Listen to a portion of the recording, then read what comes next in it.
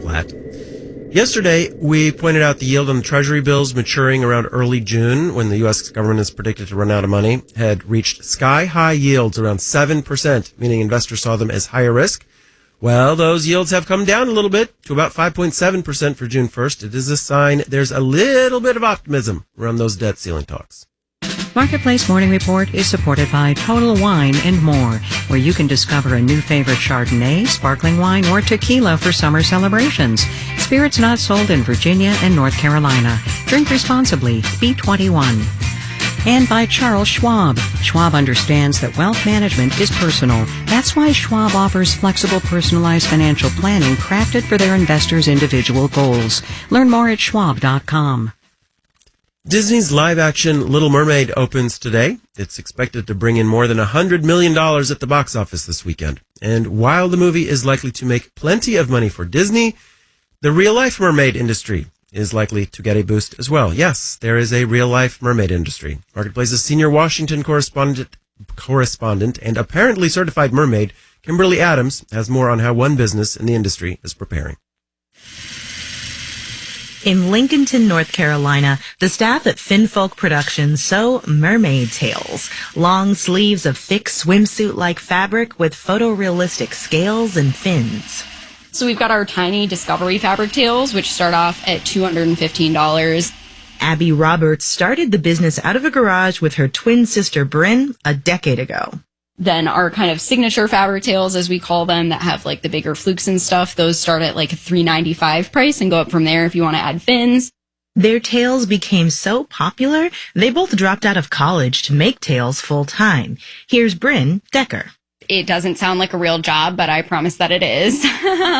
A job that's now a 7-figure business, housed in a renovated warehouse decorated with undersea landscape murals their dad painted. Abby says there's a waiting list 3 to 4 months long for the fabric tails. And then we have our silicone tails, which start at around $5,000. We actually haven't been taking orders for silicone tails for a couple of years while we just get caught up on our wait list. You heard that right. They have a years-long wait list for $5,000 mermaid tails, and they expect even more business once the movie's out. While I was visiting, the staff did a photo shoot for a new tail design, printed sea green scales with pink and blue accents inspired by the movie. There's a 1,000-gallon tank in the basement where a model flips and spins underwater, showing off the extra fins and embellishments on the tail and combing her hair with a fork, just like Ariel. Oh, cute. Cute, cute, cute. They even let me test out a tail, a darker, moodier palette. Very cute. I can tell you, trying to do an elegant turn in a giant fish tank with a smile on your face, not easy, even with a cheering squad.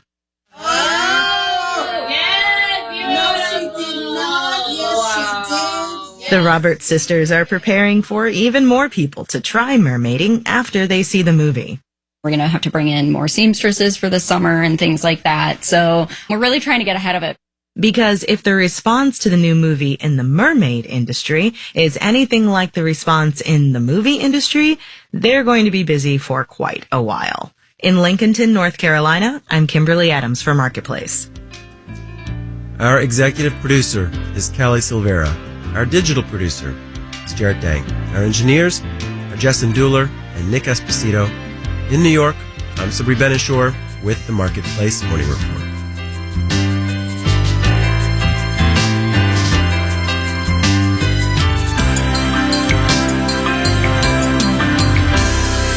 From 8 p.m., American Public Media.